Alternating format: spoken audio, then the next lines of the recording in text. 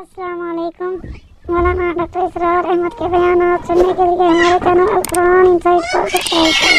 شکریہ۔ کہ ان کا نام تاریخ میں جو مشہور ہے وہ کہ خسرو یا سائرس، اور انہی سے اصل میں ایران کی عظمت کے دور کا آغاز ہوا تھا۔ چنانچہ تقریباً میں سمجھتا ہوں کہ 25-30 سال پہلے کی بات ہے، جب شہنشاہ ایران اس وقت جبکہ ان کی بادشاہت جو ہے وہ بڑے عروج پر تھی، انہوں نے 2500 سالہ برسی منائی تھی انہی کہ خسرو کی سائرس کی۔ ان کی قبر جو ہے مقبرہ وہ دریافت ہو گیا تھا، اور وہاں پر ان کا ایک مجسمہ بھی دریافت ہوا تھا کھدائی پر۔ اس مجسمے میں وہ 2 لگے ہوئے تھے سینگ بھی۔ اس موضوع پر سب سے پہلے مولانا ابوالکلام آزاد مرحوم نے جو اپنی ترجمان القرآن کے نام سے انہوں نے مختصر ترجمہ اور تفسیر لکھی ہے، اس میں بڑے تفصیلی نوٹس لکھے ہیں۔ سب سے پہلے اہل علم کے حلقے میں ان کے بارے میں جو معلومات ہیں وہ ان کے ذریعے سے آئی ہیں۔ اب یہ تقریباً یونیورسلی ایکسیپٹڈ ہے۔ پھر سوال پیدا ہوتا ہے کہ ان سے کیا دلچسپی یہود کو تھی، تو وہ بھی سمجھ لیجئے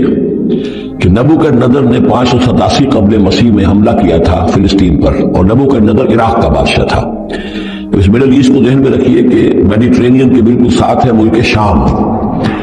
اور شام ہی کا ایک علاقہ فلسطین ہے۔ اس وقت جو ہے یہ فلسطین اور اسرائیل اور شرق اردن اور ویسٹ بینک اور لبنان، یہ سب مل کر جو ملک بنتے ہیں، در حقیقت یہ شام عرب ہے، یہ شام ہے۔ پھر اس کے مشرق میں یہ عراق عرب یا عراق ہے، اور اس کے مشرق میں پھر ایران ہے۔ تو عراق کا بادشاہ تھا جس نے حملہ کیا تھا، یروشلم پر تباہ و برباد کیا، اور ان کو قیدی بنا کر لے گیا۔ کیپٹیوٹی کا دور ان کا تقریباً 150 برس کا ہے۔ لیکن اس عرصے میں ایران میں یہ شخصیت ابھری کہ خسرو کی یا سائرس کی۔ اس نے پھر فتوحات کا دائرہ شروع کیا، تو سب سے پہلے عراق کو فتح کیا، بیبیلونیا کو، اور یہاں پر جو یہ اسیر تھے یہودی، ان کو اجازت دے دی کہ تم واپس جاؤ، اپنا یروشلم آزاد کرو، اپنے جا کر آباد کر لو دوبارہ۔ تو گویا کہ یہ محسن ہیں ان کے، ذوالقرنین جو ہے ان کے محسن ہیں، جن کی وجہ سے کہ جن کے ذریعے سے اللہ تعالیٰ نے انہیں بیبیلونیا یعنی عراق کی کیپٹیوٹی جو ان کی اسارت کا دور تھا اس کو ختم کیا، آزادی ملی، اور پھر یہ واپس آئے۔ حضرت عزیر علیہ السلام کے ساتھ قافلہ آیا ہے، اور وہ تقریباً پھر انہوں نے آ کر یہاں سر نو اس شہر کو بھی آباد کیا، اور ہیکل جو ہے حضرت سلیمان علیہ السلام کا بنایا ہوا جو عبادت خانہ تھا اس کو دوبارہ تعمیر کیا۔ اس اعتبار سے ذوالقرنین جو ہے وہ ان کی تاریخ میں معروف شخصیت ہے۔ تاریخ سے معلوم ہوتا ہے کہ انہوں نے پھر ایران کی پہلی حکومت کو کنسولیڈیٹ کر کے پارس اور مادہ کو ملا کر ایک سلطنت ایران بنائی۔ پھر ان کی فتوحات کے 3 دائرے ہیں۔ مغرب کی طرف میڈیٹرینین تک پورا علاقہ فتح کر لیا۔ مشرق میں پھر یہ ہمارا جو مکران تک کا علاقہ ہے، یہ سارا کا سارا علاقہ ایران کے ساتھ ہی ملتا ہوا ہے، بلوچستان، مکران، یہ پورا علاقہ انہیں فتح کیا۔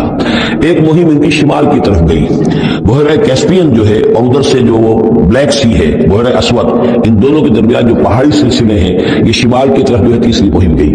جیسے کہ حضرت عمر رضی اللہ تعالیٰ عنہ کے عہد میں بھی 3 لشکر نکلے تھے مسلمانوں کے جزیرہ نما عرب سے۔ ایک لشکر شام سے ہوتا ہوا پھر مصر کی طرف گیا ہے، ایک لشکر عراق سے ہوتا ہوا ایران کی طرف گیا ہے، اور ایک لشکر سیدھا شمال کی طرف گیا ہے، اور کوہ قاف تک جو ہے جس کو کوکیشیا کہتے ہیں، وہاں تک کی فتوحات حاصل کی مسلمانوں نے۔ تو تقریباً یہی سمجھیے کہ ایک بلو پرنٹ تھا جو کہ یعنی ہمارے اس دور خلافت راشدہ سے جو سمجھیے کہ لگ بھگ کوئی 2000 سال قبل جو ہے یہ واقعہ پیش آیا ہے، یا بلکہ اس سے کم کوئی 1500 سال قبل یہ واقعہ پیش آیا ہے، اور یہ ذوالقرنین جو ہیں یہ یہاں پر ایک بڑی عظیم سلطنت کے بانی بنے، لیکن نیک آدمی تھے۔ اور معلوم یہ ہوتا ہے کہ یہ اصل میں جو کہانیاں ہیں، یہ ان کے داستانیں ہیں کہ ان کو قتل کیا جانا تھا۔ یہ کہیں شہزادے تھے کسی چھوٹی سی مملکت کے، اور وہاں سے ان کو کسی نے بچایا کسی طریقے سے، اور پھر یہ صحرا میں رہے روپوش، اور وہاں کسی نبی کی تعلیم سے ان کو آشنائی ہوئی ہے۔ ہو سکتا ہے کوئی اسرائیلی نبی کی تعلیم ہو، یہ بھی ہو سکتا ہے کہ زرتشت جو ہیں وہ بھی کوئی اللہ کے نبی ہو اور ان کی تعلیم ان تک پہنچی ہو، لیکن خود ان کا کردار جو قرآن پیش کر رہا ہے وہ بہت ایک نیک مومن صالح ایک بندہ مومن اس کا کردار ہے۔ یہ کردار جو ہے کسی بھی درجے میں 1% بھی جو ہے وہ کسی اور دوسرے فاتح پر یا کسی اور حکمران کے اوپر جنہیں بھی ہم جانتے ہیں تاریخی اعتبار سے ان پر منطبق نہیں ہوتا۔ یہ انہی کی شخصیت ہے۔ وَيَسْأَلُونَكَ عَنِ ذِي الْقَرْنَيْنِ، اور اے نبی آپ سے پوچھ رہے ہیں ذوالقرنین کے بارے میں، قُلْ سَأَتْلُو عَلَيْكُم مِّنْهُ ذِكْرًا، ان سے کہیے میں ان قریب تمہیں اس کے بارے میں کچھ حالات بتاتا ہوں۔ اِنَّا مَكَّنَّا لَهُ فِي الْأَرْضِ، ہم نے اسے زمین میں بڑا تمکن عطا کیا تھا، غلبہ عطا کیا تھا، وآتیناہ من کل شیء سببا، اور ہم نے اسے ہر طرح کا ساز و سامان، وسائل و ذرائع، تمام اسباب جو ہے فراہم کر دیے تھے۔ فاتبع سببا، تو انہوں نے پھر ایک مہم تیار کی، یعنی ایک فتوحات کا دائرہ مغرب کی طرف، حتی اذا بلغ مغرب الشمس، یہاں تک کہ جب وہ سورج کے غروب ہونے کی جگہ تک پہنچ گئے۔ اب یہ پرانے زمانے میں ظاہر بات ہے کہ پورا اس سے زیادہ نقشہ تو لوگوں کو معلوم بھی نہیں تھا، جب میڈیٹرینین کے ساحل پر پہنچ گئے تو معلوم آگے تو سمندر ہے، اور سمندر میں پھر آدمی کو محسوس ہوتا ہے سورج ڈوبتا ہوا۔ اگر آپ ساحل سمندر پر کھڑے ہو کر دیکھیں تو معلوم ہوتا ہے سمندر میں سورج ڈوب رہا ہے، تو یہ گویا کہ مغرب الشمس بن گیا ان کے لیے، وہ یہ سورج کے ڈوبنے کی جگہ۔ حتی اذا بلغ مغرب الشمس، جب وہ پہنچ گئے سورج کے غروب ہونے کی جگہ، وجدہا تغرب فی عین حمیۃ، تو انہوں نے دیکھا اسے ڈوبتے ہوئے، وہ ڈوب رہا ہے ایک بڑے گدلے سے سمندر کے اندر۔ وہ جو وہاں کا سمندر ہے بڑا گدلا سا ہے، یہ ایجین سی وغیرہ جو کہلاتے ہیں، یہ بہت گدلے سے پانی کے ہیں۔ وَوَجَدَ عِندَهَا قَوْمًا، اور وہاں انہوں نے ایک قوم کو پایا مراد یہ کہ اس قوم پر انہیں فتح ہوئی، جنگ ہوئی، انہوں نے ان کو شکست دی، اور وہ قوم گویا کہ اب ان کے رحم و کرم پر ان کی گویا کہ وہ محکوم ہو گئی۔ قُلْنَا يَا ذَا الْقَرْنَيْنِ، ہم نے کہا ذو القرنین سے، اب یا تو یہ کہ یہ شاید نبی ہو، اللہ عالم، تو اللہ تعالیٰ کا اس طریقے سے براہ راست ان کو وحی کرنا، لیکن غیر نبی کو بھی اللہ تعالیٰ الہام کے ذریعے سے، جیسا کہ ہم نے دیکھا کہ وہ تو شہد کی مکھی کو بھی لفظ وحی آیا ہے، تو یہاں آیا ہم نے کہا اے قرنین، اور یہ بھی ہو سکتا ہے یہ صورتحال کی تعبیر ہو کہ گویا کہ وہ حالات زبان حال سے یہ کہہ رہے تھے۔ قُلْنَا يَا ذُو الْقَرْنَيْنِ إِمَّا أَن تُعَذِّبَ وَإِمَّا أَن تَتَّخِذَ فِيهِمْ حُسْنًا، کہ یا اے ذو القرنین تمہیں پورا اختیار ہے، چاہو تو یہ جو مفتوح قوم ہے تمہاری اسے تم سزا دو، عذاب دو، ستاؤ انہیں، یا یہ کہ تم ان کے اندر اچھی روش اختیار کرو، ان کے ساتھ حسن سلوک کرو۔ قال، انہوں نے کہا اما من ظلم، جو کوئی ظالم ہے، بے انصاف ہے، ہو سکتا ہے اس سے مراد کفر اور شرک بھی ہو، فسوف نعذبہ ثم يرد الى ربہ فیعذبہ عذابا نکرا، تو اسے تو ہم عذاب دیں گے، سزا دیں گے، اور پھر وہ لوٹایا جائے گا اپنے رب کی طرف، پھر اس کا رب اس کو عذاب دے گا جو اصل عذاب ہے، برا عذاب، سخت عذاب۔ واما من آمن وعمل صالحا، جو لوگ ایمان لائیں گے اور یقین کریں گے حقائق پر، اللہ کو مانیں گے، وعمل صالحا، اور نیک عمل کریں گے، فلہ جزاء الحسنى، تو اس کو ہم اچھا بدلہ بھی دیں گے، وسنقول له من امرنا یسرا، اور اس سے ہم اپنے معاملے میں بھی نرم بات کریں گے، یعنی یہ کہ ان سے ٹیکس اگر لینے ہیں تو نرمی کے ساتھ لیں گے، جو مفتوحہ ممالک کے ساتھ معاملہ ہوتا ہے تو ہم ان کے ساتھ نرمی کا سلوک کریں گے جو ایمان لے آئیں گے۔ ثم اتبع سبابا، مغرب کی طرف سے فارغ ہو کر پھر اب یہ مشرق کی طرف گئے، پھر انہوں نے ایک اور مہم کا کیا، حتی اذا بلغ مطلع الشمس، یہاں تک کہ جب وہ سورج کے طلوع ہونے کی جگہ تک پہنچ گئے۔ اب یہ جہاں تک تاریخی طور پر ثابت ہے وہ صرف مکران کے علاقے تک اتنی دور تک آئے ہیں، واللہ عالم، ہو سکتا ہے کہ مکران کے ساحل پر کھڑے ہو کر بھی انہیں محسوس ہوا کہ مثلا یہ سورج جو ہے غروب ہو رہا ہے یا طلوع ہو رہا ہے وہاں سے، مطلع الشمس، تو وہاں جب پہنچے وجدہا تطلع علی قوم لم نجعل لهم من دونہا سترا، تو انہوں نے پایا اس کو کہ وہ طلوع ہوتا ہے ایک ایسی قوم پر کہ جس کے لیے ہم نے آفتاب سے کوئی اوٹ نہیں رکھی ہے، یعنی یہاں کے جو قبائل تھے، گیڈروسیا وغیرہ یہ کہلاتا تھا اس زمانے کے اندر، یہ وحشی قبائل تھے، ان کو ابھی چھت بنانے کا فن نہیں آیا تھا، یعنی گھر جو ہوتے تھے اس میں دیواریں کھڑی ہوتی تھی کہ جو خالی پلاٹ ہے زمین کا اس میں یہ دیوار کھڑی ہے، یہ میرا گھر ہے تمہارا گھر ہے، لیکن گھر میں چھت وغیرہ کا کوئی تصور ان کے یہاں نہیں تھا۔ ظاہر بات ہے کہ چھت ڈالنا جو ہے یہ تو ایک تمدن کے ارتقاء کے دور کی علامت ہے، تو وہ بغیر کسی سورج کے سائے کے وہ اپنی زندگی گزارتے تھے۔ کذالک، ایسا ہی ہوا وہاں بھی، یعنی جو پہلے ہوا تھا کہ یہاں بھی معاملہ وہی ہوا کہ اللہ تعالیٰ نے اختیار مطلق انہیں دیا، فتح دی، لیکن انہوں نے یہاں بھی یہی کہا کہ جو نیک لوگ ہوں گے ان کے ساتھ ہم نرمی کریں گے، اور جو شریر ہوں گے ان کو سخت سزا دیں گے۔ وقد احطنا بما لدیہ خبرا، اور ہمیں پوری طرح معلوم ہے کہ جو وہاں اس کی خبر ہوئی اور جو بھی حالات وہاں گزرے، جو ماجرا وہاں ہوا۔ ثم اتبع سببا، اب یہ تیسری آ رہی ہے، ثم اتبع سببا، پھر اس نے ایک اور مہم تیار کی، یہ شمالی مہم ہے۔ حتی اذا بلغ بین السدین، یہاں تک کہ جب وہ دونوں پہاڑوں کے درمیان پہنچ گئے، دو سد، دو دیواروں کے درمیان پہنچ گئے، تو یہ سمجھ لیجئے بحیرہ کیسپیئن داہنی طرف ہے مشرق میں، اور بلیک سی بحر اسود، اس کے درمیان یہ سلسلہ کوہ ہے، اور یہ پیرلل چلتے ہیں دو، اور ان کے درمیان سے پھر وہ درے ہیں کہ جن میں سے ہو کر شمالی علاقے سے جو وحشی قبائل تھے وہ آ کر یہاں حملہ کرتے تھے، تاخت و تاراج کرتے تھے، لوٹ مار کر کے چلے جاتے تھے، جن کو یاجوج ماجوج کہا گیا ہے۔ حتی اذا بلغ بین السدین، جبکہ یہ پہنچے ان دونوں دیواروں کے درمیان، وجد من دونہما قوما، تو انہوں نے پایا ان دونوں کے برے ایسے لوگوں کو، لا یکادون یفقہون قولا، یہ لوگ بھی ایسے تھے غیر متمدن، کوئی بات سمجھتے نہیں تھے، یعنی زبان ایسی ہوگی کہ جو ان کی سمجھ میں نہیں آ رہی تھی، لیکن یہ کہ کسی نہ کسی ذریعے سے انہوں نے اپنا ایک مطلب، اپنی ایک ارشداشت پیش کی۔ قالوا یا ذا القرنین، انہوں نے کہا کہ اے ذو القرنین، ان یاجوج و ماجوج مفسدون فی الارض، یاجوج اور ماجوج جو قومیں ہیں یہ زمین میں بہت فساد مچانے والی ہیں، فہل نجعل لک خرجا، تو کیا ہم آپ کے لیے ایک سالانہ خراج مقرر کر دیں، علی ان تجعل بیننا و بینہم سدا، اس کے عوض کہ آپ ہمارے اور ان کے درمیان ایک سد تعمیر کر دیں، ایک دیوار ہائی کر دیں کہ وہ ہم پر حملہ آور نہ ہو سکے، درے کو بند کر دیا جائے۔ یوں سمجھیے جس اصول پر کہ آج کل ڈیم بنتے ہیں، ڈیم پہاڑی سلسلہ یوں آ رہا ہے، پہاڑی سلسلہ یوں آ رہا ہے، دریا درمیان میں سے گزر رہا ہے، آپ نے گزرگاہ پر ایک دیوار کھڑی کر دی تو یہ گویا کہ ایک آرٹیفیشل لیک کریٹ ہو گئی، پانی یہاں جمع ہو رہا ہے۔ تو اگر پہاڑی سلسلے دو چل رہے ہوں، ان کے درمیان جو راستہ ہے اس کو اگر بند کر دیا جائے، دیوار کھڑی کر دی جائے اور اس دیوار کے مضبوط دیوار ہو، تو ظاہر بات ہے کہ پھر ادھر سے کوئی آ کر حملہ آور نہیں ہو سکتا، ان کے لیے ایک حفاظت کا سامان ہو جاتا ہے۔ یہاں یہ سمجھ لیجیے کہ یاجوج ماجوج سے کیا مراد ہے۔ حضرت یافس علیہ السلام، جو تین بیٹے تھے حضرت نوح علیہ السلام کے، سام، حام، یافس، سامی نسل کے بارے میں تو ہم نے بہت کچھ سمجھ لیا کہ حضرت ابراہیم بھی سامی نسل سے تھے، پھر قوم عاد بھی سام ہی کے نسل کی ایک شاخ تھی، قوم سمود بھی اسی کی شاخ تھی، یہ تمام جو ہے یہ تو سیمیٹک ریسز ہے۔ حضرت یافس کی اولاد نے یہ سینٹرل ایشین ماؤنٹینز کا جو سلسلہ ہے اس کو کراس کیا اور شمال میں چلے گئے، اور شمال میں جا کر دائیں بائیں پھیل گئے، پھر یہ میدان ہے ٹنڈرے کا میدان اور فلانے میدان اور بڑے بڑے کھلے میدان ہیں، تو گویا کہ ایشیا کو درمیان میں جو سلسلہ کوہ تقسیم کر دیتا ہے، ایک شمالی حصہ ہے، ایک اس کا اس کے جنوبی حصہ ہے، یہ شمالی میں چلے گئے اور جا کر پھر پھیلنے میں وہ مشرق کی طرف آئے تو چین اور ہند چینی تک یہ ساری قومیں جو ہے یہ یلو ریسز، یہ انہی کی نسل سے ہیں،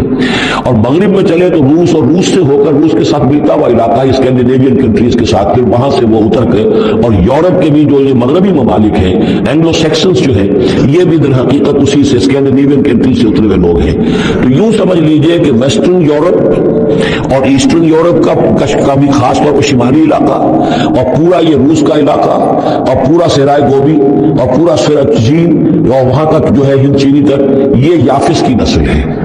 یافس کے جن بیٹوں کے نام تورات میں آئے ہیں، کئی نام ہیں، وہ کوئی ایک دو نہیں، ان میں گوگ اینڈ میگوگ بھی ہے، توبال بھی ہے، موسک بھی ہے، موسک ایک شخص کا نام ہے، اور موسکو ہو سکتا ہے کہ اسی نے آباد کیا ہو اور وہیں سے وہ نام بنا ہو۔ توبال اور بالٹک سی جو ہے اس ایریا کے اندر جو ہے بالٹک سٹیٹس، توبال ان کے ایک بیٹے کا نام تھا، یہ تورات کے اندر نام دیے گئے ہیں۔ گوگ اینڈ میگوگ، یاجوج ماجوج، یہ بھی انہی کے بیٹوں کے، یہ تمام اقوام جو ہے یہ وحشی ہیں، اور یہ تاخت و تاراج کرنا، لوٹ مار کرنا، یہ ان کا طریقہ ہے، اور ان کا ہے ذکر جو یہاں پر ہو رہا ہے۔ یہ جو سیلاب آیا تھا، کولونیل سیلاب جو ہم پر آیا تھا، جس میں کہ اینگلو سیکسنز تھے، یہ سب کے سب جو ہے یہ اسی نارڈک ریسز سے ہیں، یہ بھی یاجوج اور ماجوج کی نسل ہیں۔ ایک سیلاب ان کا آ چکا ہے جو آیا تھا یورپ کے سے نکل کر، یہ کولونیل سیلاب آیا اور پوری دنیا کے اوپر چھا گیا تھا، ایشیا اور افریقہ کو انہوں نے فتح کیا، کولونائز کیا۔ اب اگر کہ ان کی وہ بساط ایک دفعہ تو لپیٹ دی گئی ہے، وہ واپس چلے گئے ہیں، انڈائریکٹلی ہم پر حکومت کر رہے ہیں، ابھی ان کے جو ملٹی نیشنلز ہیں ان کے ذریعے سے، یا بینکوں کے ذریعے سے، IMF کے ذریعے سے، ورلڈ بینک کے ذریعے سے، انڈائریکٹ حکومت ہے جو نیو ورلڈ آرڈر ہے۔ لیکن یہ ہے کہ ابھی ایک اور جو سیلاب ان کا آنے والا ہے وہ آتا ہے احوال قیامت کے معاملات میں، آرمگڈون کے بعد جب حضرت مسیح علیہ السلام کا نزول ہو چکے گا اور یہودیوں کا خاتمہ ہو چکے گا، اور پھر یہ کہ تمام جو عیسائی ہیں وہ مسلمان ہو جائیں گے، عیسائیت ختم ہو جائے گی حضرت مسیح علیہ السلام کے آنے کے بعد، اور مسلمان اور عیسائی مل کر ایک ملت بن جائیں گے، سب مسلمان ہوں گے۔ اس کے بعد آخری سیلاب پھر آنا ہے جو اس کے خلاف وہ احادیث میں آتا ہے، پھر وہ یاجوج اور ماجوج کا ہوگا، اور میرے نزدیک یہ یاجوج اور ماجوج ہیں وہ ایسٹرن علاقے سے آئیں گے، چائنا وغیرہ سے، ہند چینی سے۔ آرمگڈون جو ابھی ہونی ہے فوری طور پر بڑی جنگ، اس میں یہ لوگ جو ہے بیٹھے رہیں گے، یہ جنگ میں حصہ نہیں لیں گے، یہ مڈل ایسٹ میں جنگ ہوگی، یورپین پاور ساری ہوگی، کرسچین پوری طاقتیں ہوں گی، اور ادھر جو ہے مسلمان ہوں گے، اور حضرت مہدی جو ظاہر ہوں گے، جو اللہ تعالیٰ ایک عنایت کرے گا مسلمانوں کو لیڈر عرب کے اندر، وہ پیدا ہوں گے، مجدد ہوں گے، اور ان کے ذریعے سے عرب کے اندر ایک اسلامی حکومت بھی قائم ہوگی۔ لیکن ان کے لیے مدد کے لیے خراسان کے علاقے سے فوجیں آئیں گی، مشرق سے آئیں گی، اور یہ علاقہ جو ہے وہ ہے جو ہمارے قریب ہے، اور ہم بھی اسی علاقے میں ہیں۔ اللہ تعالیٰ ہمیں توفیق دے کہ یہاں وہ ہم پہلے اس نظام میں خلافت قائم کریں، تاکہ یہاں سے پھر فوجیں جائیں اور حضرت مسیح کے ساتھ ہو کر اور حضرت مہدی کے ساتھ ہو کر عیسائیوں اور یہودیوں کے ساتھ جنگ کریں، اور بالآخر پھر یہ کہ پوری دنیا میں اسلام کا بول بالا ہوگا۔ لیکن جب یہ ہو چکے گا اس کے بعد ایک سیلاب پھر آئے گا یاجوج اور ماجوج کا. تو یہ چونکہ پوری ایک سلسلہ ہے، ایک مسئلے ہیں اس کے اندر بہت سی، تو ان میں چونکہ تفسیری اعتبار سے بہت سی باتیں جو ہے مختلف آراء بھی سامنے آئیں گی، تو میں نے جو رائے میری ہے وہ آپ کے سامنے بیان کر دی ہے. اس وقت میں وہ یاجوج ماجوج تھے جو ان شمالی دروں سے آ کر حملے کرتے تھے. قالوا یا ذا القرنین ان یاجوج و ماجوج مفسدون فی الارض. وہ جو میں نے عرض کیا ہے کہ قیامت کے قریب بھی معاملہ ہوگا، یہ سورہ انبیاء کی آیات 97-98 ہے. حتی اذا فتحت یاجوج و ماجوج وهم من كل حدب ينسلون واقترب الوعد الحق فاذا هي شاخصة ابصار الذين كفروا. اب زیادہ دور نہیں، ہم سورہ انبیاء بھی قریب ہی آ رہی ہے، انشاءاللہ وہاں اس کو ہم پڑھیں گے. تو دو جگہ قرآن مجید میں یاجوج اور ماجوج کا ذکر ہے. ایک یہ جو قریب قیامت میں ان کا جو ظہور ہونے والا ہے، ایک اس وقت کا معاملہ یہ چھوٹا سا تھا جو ذوالقرنین کے سامنے آیا ہے. تو کیا ہم آپ کے لیے ایک سالانہ خراج طے کر دیں تاکہ آپ ہمارے لیے یہاں ایک سد تعمیر کر دیں، ایک بند باندھ دیں یہاں پر. قال ما مکنی فی ربی خیر. اب دیکھیے ان کا کردار کا، مجھے جو کچھ میرے رب نے دے رکھا ہے، دولت دے رکھی ہے، مال دے رکھا ہے، وہ بہت بہتر ہے اس سے جو تم مجھے پیش کر رہے ہیں. مجھے خراج کی ضرورت نہیں ہے. ہاں تمہاری ایک ضرورت ہے، میں وہ پوری کر دیتا ہوں. فاعینونی بقوت، مجھے مین پاور فراہم کرو. باقی ساری سامان جو ہے میں فراہم کر لوں گا، لیکن بہرحال اس کو بنانے کے لیے، دیوار بنانے کے لیے اور دونوں پہاڑوں کے درمیان اتنی بڑی جو سد تعمیر کرنے کے لیے جو مین پاور چاہیے، اعینونی بقوت، تو محنت کے ذریعے سے، مین پاور کے ذریعے سے میری مدد کرو. اجعل بینکم و بینہم ردما، میں ان کے اور تمہارے درمیان ایک موٹی دیوار بنا دوں گا. آتونی زبر الحدید، لاؤ میرے پاس تختے لوہے کے. حتی اذا ساوا بین الصدفین، یہاں تک کہ جب دونوں جو اونچانے تھیں اس کے درمیان کا پورا علاقہ پر ہو گیا، بھر گیا،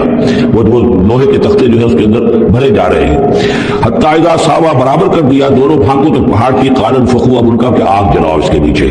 وہ دہکا دی بھٹی جس سے کہ وہ لوہا گرم ہوا اور لوہے کی تخت وہ گرم ہو گئے. حتی اذا جعلہ نارا، جبکہ وہ سارے کے سارے لوہے کے جو تپ گئے خود اور سرخ ہو گئے. قال آتونی افرغ علیہ قطرہ، تو کہا لاؤ میرے پاس پگھلا ہوا تانبا کہ میں اس کے اوپر انڈھیل دوں. تو اس طریقے سے گرین فورس کانکریٹ سے بھی 10 گنا سمجھیے مضبوط شے انہوں نے بنا دی کہ اس میں لوہا اور پھر لوہا سیسا یا تانبا پلایا ہوا. تو اس طریقے سے ایک بڑی مضبوط دیوار قائم کر دی.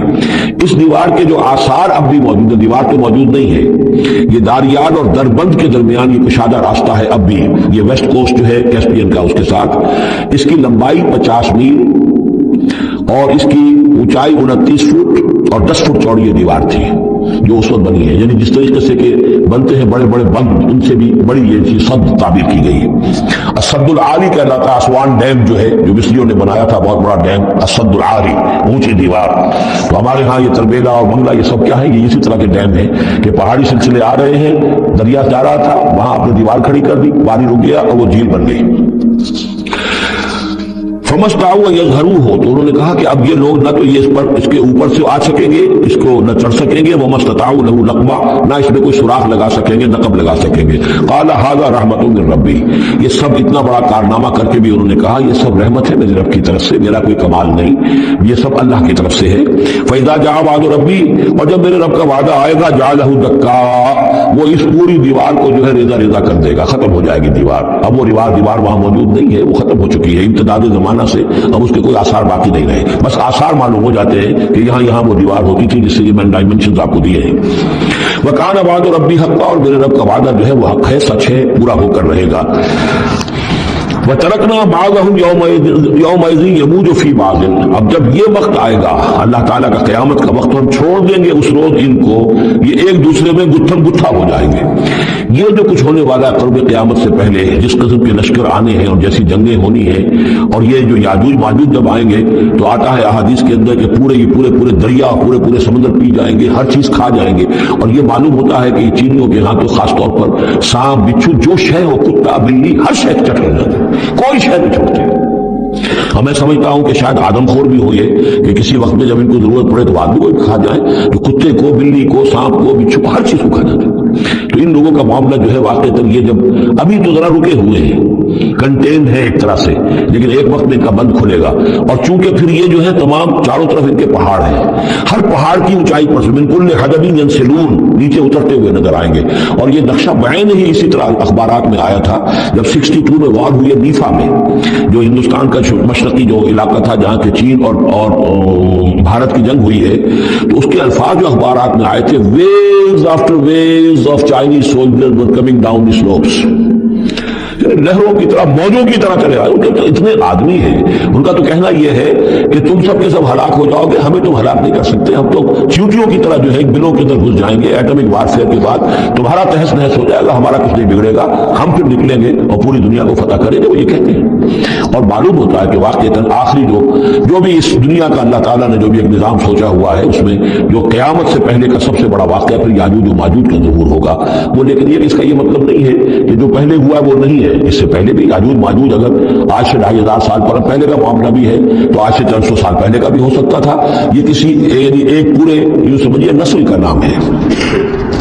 वतरकना बादहुम यौमइज़िन यमूजु फी बादिन वनुफ़िख़ फ़िस्सूर, और फिर सूर में फूंका जाएगा, फजमअनाहुम जमा, और फिर हम इन सबको जमा कर लेंगे। वअरज़ना जहन्नम यौमइज़िन लिलकाफ़िरीन अर्ज़ा, और उस रोज हम जहन्नम को सामने ले आएंगे काफिरीन के सामने। यह है तुम्हारा अंजाम, यह है तुम्हारे लिए जो हमने तैयार किया है। अल्लज़ीना कानत आयुनुहुम फ़ी ग़िताइन अन ज़िक्री, वो लोग कि जिनकी निगाहें हमारे जिक्र से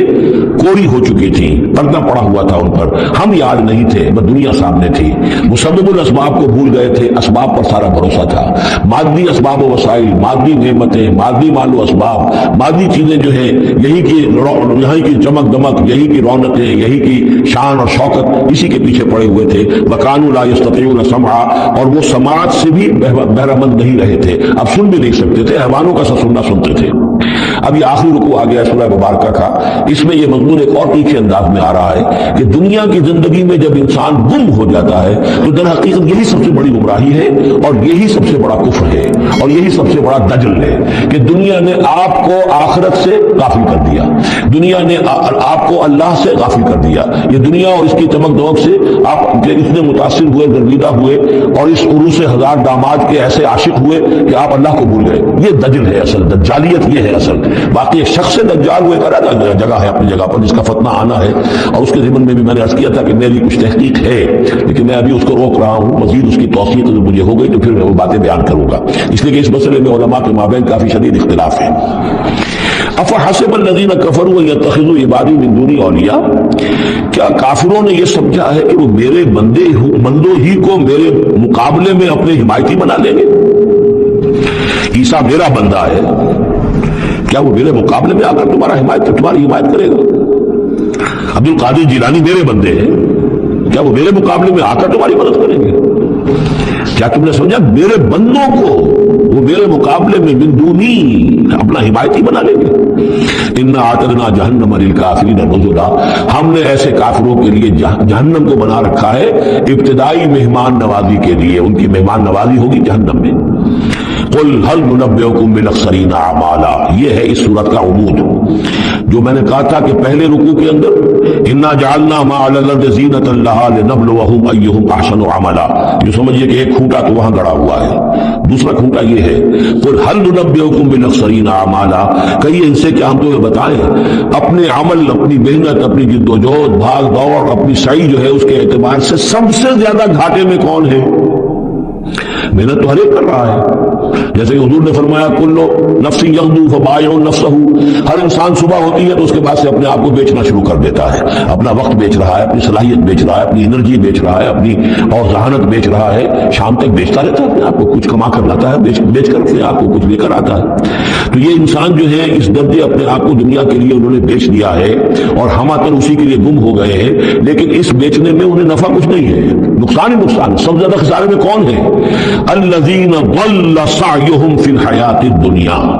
जिनकी भाग दौड़ सही जो दुनिया ही में गुम होकर रह गई,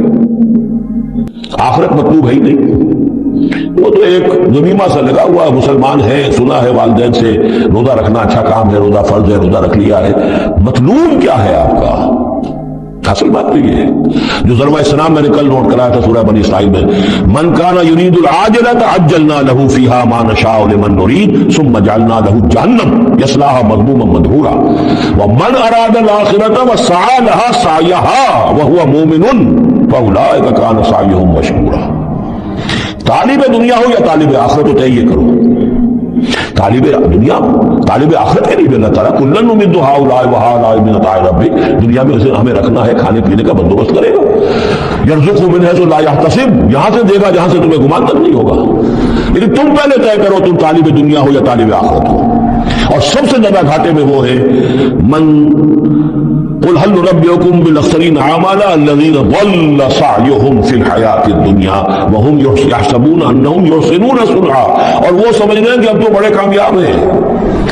میری ایک فیکٹری تھی اب میرے 3 مل لگ چکے ہیں، میں نے فلاں یہ تھا میں نے اب اتنی جائیداد بنا لی ہے، میرے اتنے ایسٹس تھے اور سال بسال گنتی کر کے ہم تو کامیاب ہو رہے ہیں۔ وہ سمجھتے ہیں کہ ہم کامیاب ہیں، ہماری محنتیں برابر ہو رہی ہیں، ہماری یہ دن رات کی کوشش جو ہے وہ نتیجہ خیز ہو رہی ہے۔ اولئک الذین کفروا بآیات ربہم، یہ وہ لوگ ہیں جنہوں نے اپنے رب کی آیات کا انکار کیا، چاہے کہتے ہو کہ ہم اللہ کو مانتے ہیں، قرآن کو مانتے ہیں، لیکن حقیقتاً اگر طالب دنیا ہے تو گویا کہ وہ اللہ کی آیات کا انکار کر رہا ہے۔ اللہ تو کہتا ہے اصل زندگی وہ ہے، ان دار الآخرۃ لہی الحیوان، تم اصل زندگی اس کو سمجھے بیٹھے ہو، تو تم نے کہا اللہ کی بات کی تصدیق کی، تم نے تو اللہ کی بات کو جھٹلایا ہے۔ اولئک الذین کفروا بآیات ربہم ولقائہ وحبطت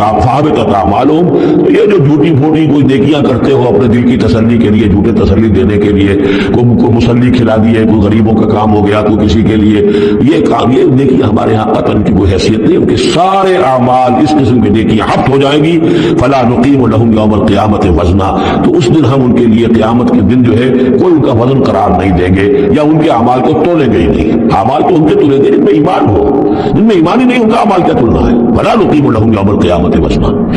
اب یہ ہے 2 مقامات جو میں نے کہا ہے کہ ایک کھوٹا وہاں ایک کھوٹا یہاں، اسی لیے ابتدائی آیتیں اور آخری آیتیں سورہ کہف کی خاص طور پہ دجالی فتنے سے محفوظ رہنے کے لیے ان کو یاد رکھا جائے، ان کو پڑھا جائے، اور یہ کہ اللہ توفیق دے تو ہر جمعے کو سورہ کہف کی تلاوت کی جائے۔ درمیان میں پھر میں نے بتایا تھا زینت کا لفظ آیا، ترید زینت الحیات الدنیا، کچھ اور آگے چل کر المال والبنون زینت الحیات الدنیا، یہ زینت دنیا، زیبائش اور آرائش، اور یہ تمہیں اپنے اندر گم کر لیتی ہے، تمہیں نہ خدا کی ہوش ہے نہ آخرت کی ہوش ہے۔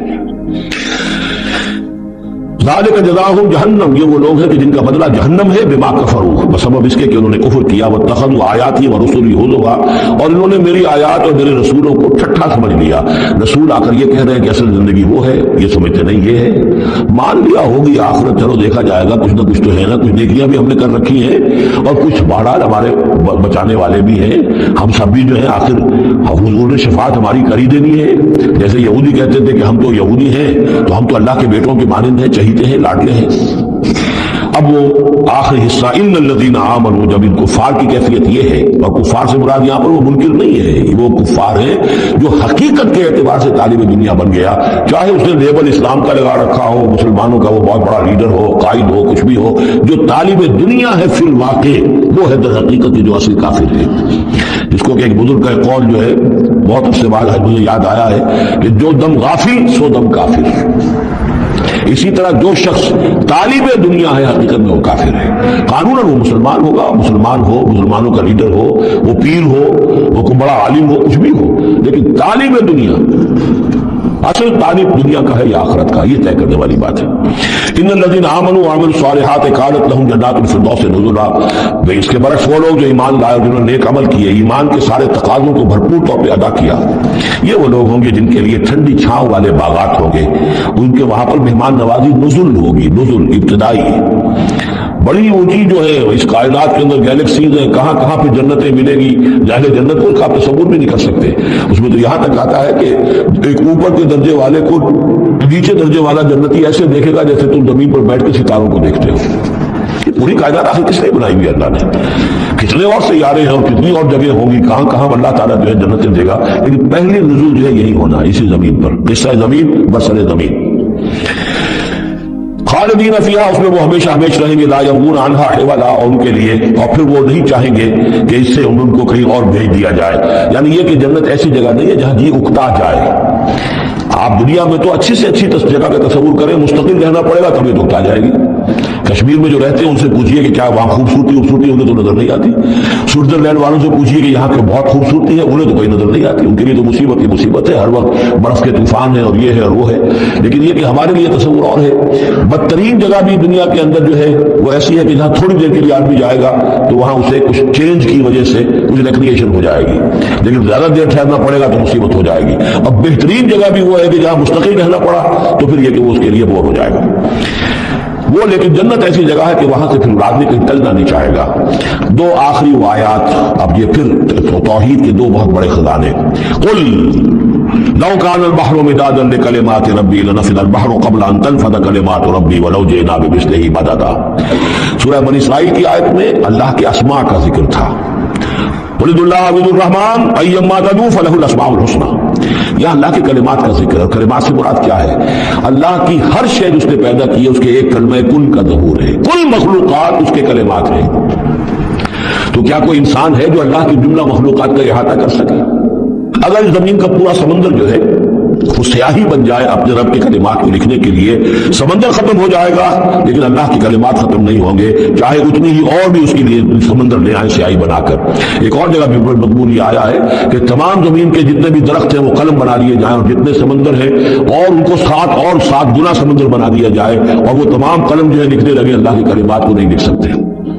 وہ سمندر ختم ہو جائیں گے، سیاہی ختم ہو جائے گی، اقلام ختم ہو جائیں گے۔ وَلَوْ أَنَّ مَا فِي الْأَرْضِ شَجَرٌ وَأَقْلَامٌ، یہ الفاظ آئیں گے انشاءاللہ تعالی۔ قُل لَوْ كَانَ الْبَحْرُ مِدَادًا لِكَلِمَاتِ رَبِّي لَنَفِدَ الْبَحْرُ قَبْلَ أَن تَنفَدَ كَلِمَاتُ رَبِّي وَلَوْ جِئْنَا بِمِثْلِهِ مَدَدًا۔ اور آخری آیت وہاں اللہ تعالیٰ کی شان، قُلِ الْحَمْدُ لِلَّهِ الَّذِي لَمْ يَتَّخِذْ وَلَدًا وَلَمْ يَكُن لَّهُ شَرِيكٌ فِي الْمُلْكِ وَلَمْ يَكُن لَّهُ وَلِيٌّ مِّنَ الذُّلِّ وَكَبِّرْهُ تَكْبِيرًا۔ اب شکل کیا ہوتی ہے شرک میں؟ یا تو اللہ کو اوپر سے اتار کر نیچے لے آتے ہیں، انسانوں کی صف میں مخلوقات کی صف میں کھڑا کر دیا، یا انسانوں میں سے کسی کو اٹھا کر اور خدا کے برابر کر دیا۔ وہاں اس کی نفی ہے، اللہ کا بلند مقام۔ یہاں انسانوں کو کہیں خدا کے برابر شریک نہ کر دو، تو یہاں فرمایا قل انما انا بشر مثلکم، اے نبی کہہ دیجئے میں بھی تمہاری طرح کا ایک انسان